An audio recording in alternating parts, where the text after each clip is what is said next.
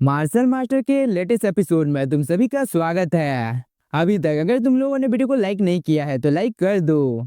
Episode की शुरुआत होती है और हम ड्रैगन युआन को देखते हैं जो कि आराम कर रहा है, जिसे Chang Sao demon cat, demon king, blue demon काफी ज्यादा ध्यान से देखने लगते हैं, क्योंकि पिछले एपिसोड में जो कुछ भी डीमन कैट ने चैंग साओ को कहा था, ड्रैगन युआन अब उस चीज को कर इन सभी को दिखाने वाला है। ड्रैगन युआन जाग जाता है और इसे काफी ज्यादा जोर से छींक आती है और वो छींक भी देता है, जिसकी वजह से रेड कलर की एनर्जी चारों तरफ फैल जाती है, जिससे ये सभी काफी ज्यादा दूर भागने लगते हैं। साथ ही ब्लू डीमन ने तो अपनी नाक को भी बंद कर लिया था, क्योंकि वह इस चीज को एब्जॉर्ब करना नहीं चाहता था, क्योंकि ये क्या है इस चीज के बारे में सभी को पता ही था। साथ ही डीमन किंग भी अपनी नाक को बंद कर लेता है। पर पता है मजे की बात क्या होती है, ड्रैगन युआन एकदम आराम से सो जाता है, क्योंकि इसे सर्दी हो गया था। मगर वो सोने से पहले डीमन किंग और ब्लू डीमन को कहता है, मेरे अंदर से जो एनर्जी बाहर निकली है उस चीज को तुम दोनों को एब्जॉर्ब करना होगा, तब जाकर तुम दोनों अपनी डिमोनिक एनर्जी को छुपा पाओगे। ड्रैगन युआन की इस बात को सुनकर डीमन किंग और ब्लू डीमन एक दूसरे की ओर देखने लगते हैं, क्योंकि इस एनर्जी से डीमन किंग और ब्लू डीमन को काफी ज्यादा घिन आ रही थी। पर अब इन दोनों को ना चाहते हुए भी इस चीज को एब्जॉर्ब करना पड़ेगा, क्योंकि अगर इन दोनों ने ऐसा नहीं किया तो कभी भी ये दोनों अपनी डिमोनिक एनर्जी को छुपा नहीं पाएंगे।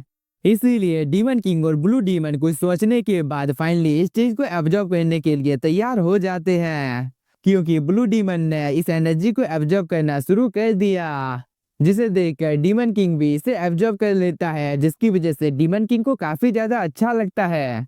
यह एनर्जी डीमन किंग को काफी ज्यादा पसंद आ गया था, जो कि डीमन किंग के चेहरे को देखकर कोई भी बता सकता है। इसके बाद डीमन किंग अपनी एनर्जी को रिलीज करता है, जो कि काफी ज्यादा था, जिसे चैंग साओ और डीमन कैट देखकर काफी ज्यादा खुश हो जाते हैं। और चैंग साओ कहता है, सच में ड्रैगन युआन की पावर की वजह से यहाँ पर डीमन किंग और ब्लू डीमन का डीमन ऑरा हाइड हो चुका है। इसीलिए डीमन किंग और ब्लू डीमन तुम दोनों मेरी बात को एकदम ध्यान से सुनो। अब जितनी जल्दी हो सके तुम दोनों को ह्यूमंस बन जाना चाहिए।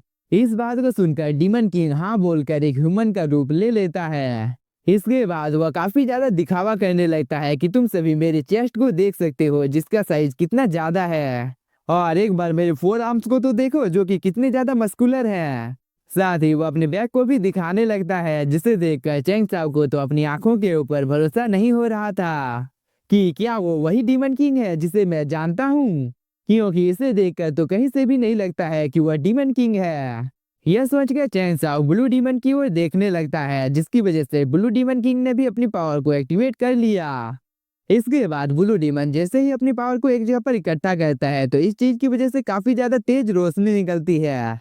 जब सब कुछ शांत हो जाता है तब हम ब्लू डीमन को देखते हैं, जो कि एक काफी ज्यादा हैंडसम आदमी का रूप ले लेता है, और वो चैंग साओ को कहता है, मास्टर चैंग साओ आखिरकार कैसा चल रहा है और क्या मैं अच्छा लग रहा हूँ। यह कहने के बाद ब्लू डीमन एक फ्लाइंग किस चैंग साओ की ओर देता है, जिसे देखकर चैंग साओ काफी ज्यादा अजीब रिएक्शन देता है। मगर कोई इज्जे पर मौजूद था जिसे ब्लू डीमन जरा सा भी पसंद नहीं आता है, और वो इज्जे पर उल्टी करना शुरू कर देता है, जो कि और कोई नहीं डीमन कैट है।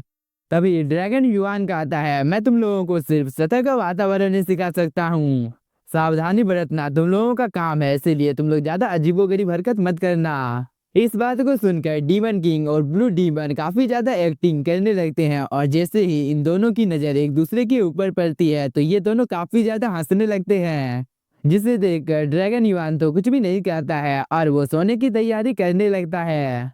एम्परर चैंग साओ के पास आ जाता है और वो कहता है, चैंग साओ अब मैं क्या करूंगा, क्योंकि मैंने भी कुछ नहीं किया तो बाहरी दुनिया के सभी कल्टीवेटर मुझे काफी आसानी के साथ पहचान लेंगे।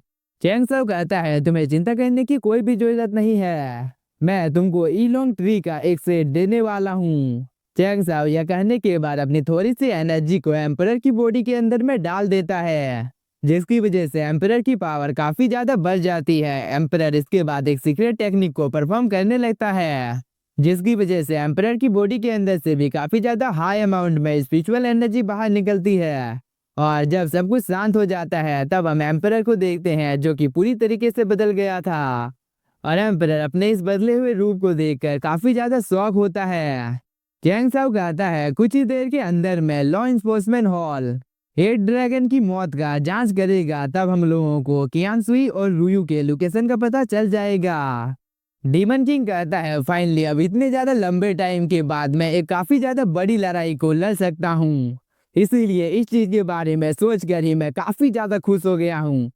इस बार ये सभी भी हाँ कहते हैं। दूसरी तरफ हम लोगों को एक पैलेस का सीन दिखाया जाता है, जहाँ पर इस एल्डर को काफी ज्यादा गुस्सा आ जाता है और वो कहता है क्या उसकी मौत हो चुकी है।